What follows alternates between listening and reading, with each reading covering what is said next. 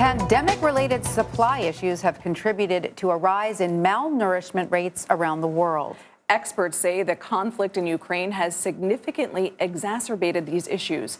In November, the United Nations World Food Program warned of a global humanitarian crisis as millions of people in developing countries face the possibility of famine. History has taught us that a violent conflict in any region only exacerbates these levels of vulnerability.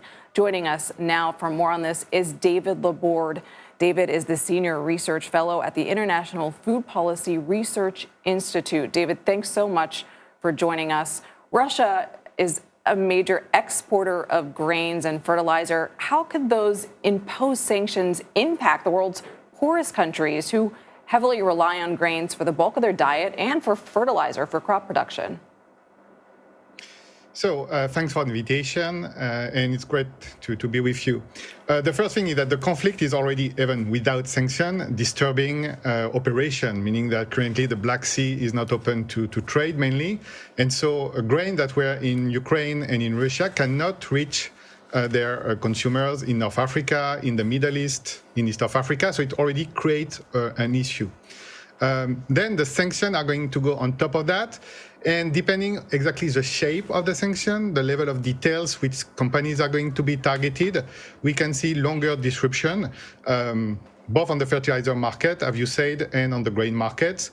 Even before the crisis, for instance, Belarus, that is an ally of Russia, and that is a key exporter of potash, was already under some sanction and therefore should not have been able to export some of their fertilizer. And therefore, fertilizer means the next harvest, when, as you have said, the situation already today was kind of critical.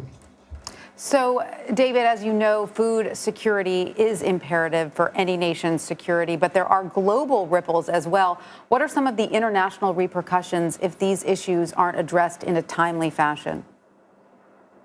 So, as of today, obviously, we need still to make sure that grains can circulate. So we hope, both of the people in Ukraine, that the conflict will cease as quickly as possible.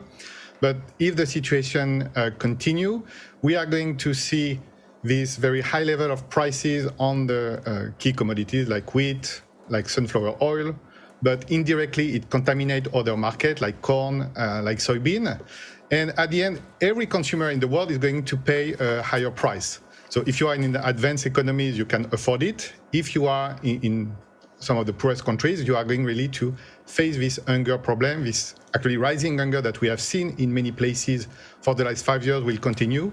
And we can have hundreds of millions of people that will fall on undernourishment, or at least will face more severe problem of malnutrition. And still we have this hotspot, I would say, of famine, like in Yemen, where actually there is humanitarian operation. This humanitarian operation depends on the supply of grain, including from the Black Sea, and that can make the situation worse.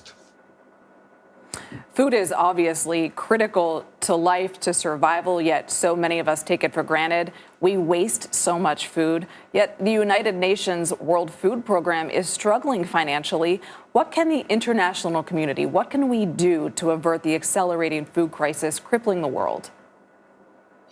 Well, there are three main actions that will be taking place. So let's make sure that the people that really need food can have access to money. So it means that in some place to have social safety net and helping local government to put them in place, but also the WFP to get the money to buy the food.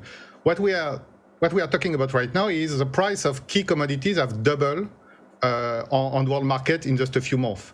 So because the budget of the WFP doesn't follow this speed, their purchasing power has been basically divided by two, and for some program even worse. So just this week they tried to raise basically $2 more billion, but really this question of money is still one way to address this issue. The second one is want to make sure that the sanctions are not going to make the situation worse, meaning that access to food and fertilizer will be kind of protected from the sanctions, but also that countries in the rest of the world will try to cooperate. What we have seen in previous crises, in many cases... Hopefully many will hear that. Sorry, go ahead, David.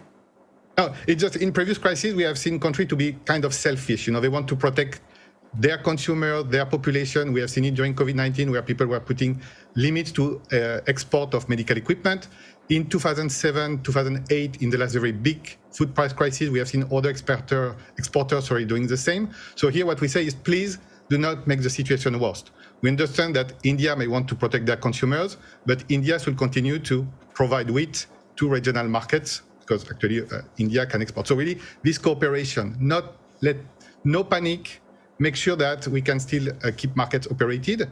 And then there is other policies that have to be actually reassessed, one of which is the biofuel, where we use a significant amount of grains and vegetable oil in the world to feed cars instead of people. And actually, in some places, that's not the smartest idea we can have.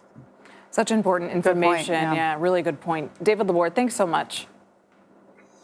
Thank you.